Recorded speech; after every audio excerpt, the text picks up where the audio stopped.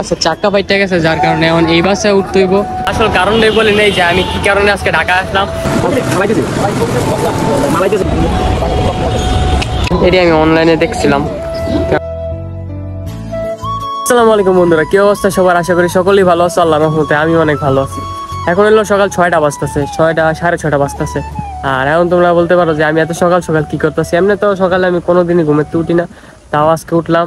আজকে উঠার কারণ হইতেছে আমি আজকে যেমন ঢাকা যাইয়ে কি করি সম্পূর্ণ আমি আমার এই ব্লগের মাধ্যমে শেয়ার করব। আর হইলো ঢাকা যাওয়ার কারণ রইতেছে আমি আমার কিছু প্রোডাক্ট আনতে যাবো, আর কি কারণে প্রোডাক্ট আনবো বা কি লেনদেন সবকিছুই আমি এই ব্লগের ভিতরে বলবো। আমার এই ছোট্ট একটা জার্নিতে আশা করি তোমরা সবাই আমার পাশে থাকবা।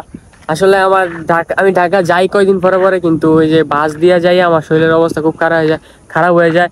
আমি চাইছিলাম যে বাইক দিয়া যাইতে বা সিএনজি দিয়া যাইতে, তাইলে হয়তো আমি একটু সুস্থ থাকতাম, কিন্তু বাস দিয়ে গেলে এত মানুষের ভিড়ে আর গরমে আমার অনেক খারাপ অবস্থা হয়ে যায়। আমি 2 দিন ধরে চেষ্টা করতেছিলাম যে অন্য কোনো ভাবে যাওয়া যায় কিনা। আমি আজকে বাইক নিয়েছি, বাইক নিয়েও যেতে পারতাম, কিন্তু বাইক নিয়ে যাওয়া যাবে না। সমস্যা হলো আমার লাইসেন্স নাই, মামার গাড়ি আছে, মামারও লাইসেন্স নাই। লাইসেন্সের জন্য আমরা যেতে পারতেছি না। যাই হোক, আমরা এখন চেষ্টা করবো যে বাস দিয়ে যাওয়ার। আর এত সকাল সকাল যাওয়ার কারণই হইতেছে যাতে আমরা কোনো জামে না পড়ি। এখন আমার প্রথমে গাউসিয়া যেতে হবে, গাউসিয়া থেকে বাসে উঠতে হবে। তোমরা আমার সাথে থাকো, দেখতে থাকো আমি কি করি। Good morning 2:30। এখন আমি অবস্থান করতেছি বউবাজারের মোড়ে। আমার সাথে আছে আমার হারুন মামা। কিছুক্ষণ অপেক্ষা করার পর আমি আর মামা একটা সিএনজি দিয়ে চলে আসলাম গাউসিয়া। তারপরে বাস দিয়ে এখন আবার যাবো ঢাকা গুলিস্তান। আমরা এইখান থেকে একটা বাসে উঠতে হইব, যাই দে টিকিট কাউন্টার কই, টিকিট কাউন্টারে যাইয়া টিকিট কেটে তারপরে একটা বাসের মধ্যে সবার সামনে যেয়ে বসতে হইব, কারণ পিছনে বসলে আমার খুবই খারাপ লাগে। যেমন কথা তেমন কাজ, সবার সামনে এসে বসেছি, কিন্তু আমার সামনে একটা মহিলা ছিল, তো অনেকক্ষণ লাগায় অপেক্ষা করার পরে আমাদের বাসটা ছাড়ছে। আর অপেক্ষা বলতে গেলে একটু যায়, আবার যাত্রী নেয়, এই কারণে অনেকটা লেট হয়ে গেছে। প্রায় 20 মিনিটের মতো আমরা এই জায়গার মধ্যে শেষ করে দিছি, জানি না যাইতে কতক্ষণ লাগে। হঠাৎ করে একটা জ্যামের মধ্যে আটকে গেলাম গা, বিশাল একটা জ্যাম, খুলবো কতক্ষণে জানি না। এই জ্যামের মধ্যে বসে অনেক বোরিং ফিল করতেছিলাম একা একা। মাত্র কাশপুর আসলাম, গরম গরম ভালো মতো সুন্দর করে যাইতেছিলাম, তারপরে হঠাৎ করে আচ্ছা চাক্কা ফাইটে গেছে যার কারণে এখন এই বাসে উঠতে হইব নয়তো ভাড়া দিয়ে দিব, তারপরে আমরা যাবো। ড্রাইভার কাকু রাস্তা সাইড দিয়ে যাইতেছিল, তারপরে অনেক জোরে একটা সাউন্ড শুনলাম। তারপরে একটু পরেই জানতে পারলাম যে আমাদের একটা টায়ার ফাইটে গেছে। তারপরে আমরা একটা অন্য বাসে উঠছিলাম, এটা থেকে এখন আমরা নামাই দিয়েছি একটা জায়গায়। এই জায়গা থেকে আমরা আবার রিক্সা দিয়ে যাইতে হইব গুলিস্তান। কিছুক্ষণ দাঁড়ায় থেকে একটা রিক্সা নিয়ে নিলাম। আমরা গুলিস্তান আইলাম, খুব অবস্থা খারাপ। এখন মার্কেটে যাবো, কোনটায় নাকিবুল মামা একটা করে দিচ্ছে, এখন হেঁটে যেতে হবো। মার্কেটটা খুঁজে বাইর করি, তারপরে ভিতরে যাই। চলো। আসল কারণ নেই বলে নেই যে আমি কি কারণে আজকে ঢাকা আসলাম। আমি ছোটখাটো একটা পেজের মাধ্যমে ব্যবসা শুরু করার চেষ্টা করতেছি, যার কারণে আজকে ঢাকা আসে। আজকে আমি মাল নিয়ে যাবো, তারপরে মাল নিয়ে আমার পেজের মধ্যে সেল করার ট্রাই করবো। তোমরা আশা করি সবাই পাশে থাকবা।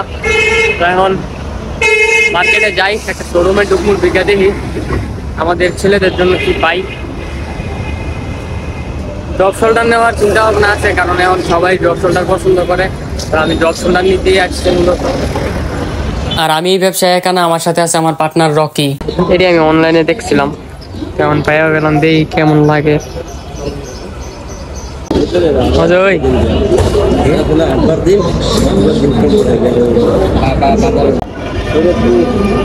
আমি কোনো খাইনি, মনে লাগে না। বেশি মজা লাগে না, বেশি পাই স্টেডিয়াম। ছোটবেলায় বইয়ের মধ্যে পড়তাম, আমি আগেও একবার আসছি, আজকেও আসলাম বাইতুল মোকাররম মসজিদ ঢাকা, এখন বন্ধ আছে। আবার আসলাম স্টেডিয়ামের ভিতরে যাওয়ার সুযোগ নাই, তাও একটু বাইরে থেকে দেখে গেলাম কেমন। আমার সাথে আসার কথা ছিল নাকিবুল মামায়, কারণ নাকিবুল মামা এখানে সবকিছুই চিনে। আর নাকিবুল মামায় আমগরে একটা দোকানের কথা বা মার্কেটের কথা বলে দিছে, এখন ওইটাই যাইতে হইব। দোকান মার্কেট দুইটার নামই বলছে, এখন ওইটা যেতে গিয়ে আমরা আইসা পড়ছি একটা মোবাইল মার্কেটে। এটার ভিতরে সব কিছু পাওয়া যায় মোবাইলের। এটার থেকে বাইরে এখন আবার আইসি জার্সির মার্কেটে। জার্সির মার্কেট না, মানে জার্সির ফ্লোরে। এই জায়গার মধ্যে অনেক জার্সি আছে এবং খেলাধুলার জন্য অনেক কিছু আছে, সবকিছুই পাইকারিতে। ফুল মার্কেটে ঢুকছে, এখন রাস্তা এই পাশে আরেকটা মার্কেট আছে, ওটাই যেতে হবে। চলো যাওয়া যাক। এদিকে সব জার্সি কাপড় আর অন্যান্য কাপড়, কিন্তু আমরা যেটি লেগেছি এই জায়গার মধ্যে নাই। আমরা এখন মার্কেটটার সামনে আইসা পড়ছি। এটা সাইডের দোকানগুলোর মধ্যে অনেক কালেকশন আছিল, ওরা অনেক মাল নিয়ে একসাথে বসে পাইকারি সেল করার জন্য।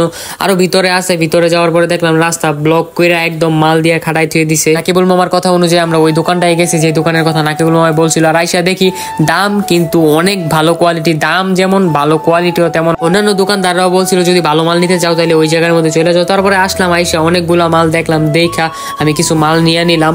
এখানে 5 বান্ডিলের মতো আছে, আরেক বান্ডিল মাল নিবো আমি এই দোকান থেকে। এই দোকানের মাল একটা দেখে গেছি, ভালো লাগছে। নেওয়া শেষ, এখন জামুকা।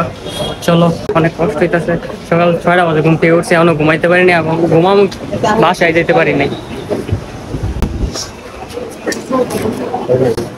আবার 1-1.5 ঘন্টা 2 ঘন্টা জার্নি করে আবার বাসায় যেতে হবে। সব কষ্ট তোমার লাগা। রোদটা দেখো, কি একটা রোদ, শান্তি মান্তি গরম হয়ে যাওয়ার কথা।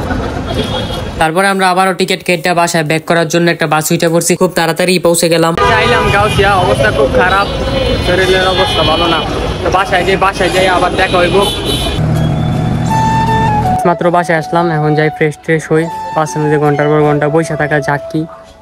তো ব্লগটা কেমন লাগলো অবশ্যই কমেন্টে জানাইবা। আর আমার পেজটা আমি কমেন্ট বক্সে মেনশন করে দিব বা টাইটেলে মেনশন করে দিব, তোমরা সবাই ফলো দিয়ে দিবা আশা করি। আর একটু সাপোর্ট করো যাতে আরো সুন্দর সুন্দর ব্লগ দিতে পারি। তো আজকের ব্লগটা এই পর্যন্তই, দেখবো পরবর্তী আরেকটা ব্লগে। তোমরা ভালো থাকবা, সুস্থ থাকবা, আল্লাহ হাফেজ।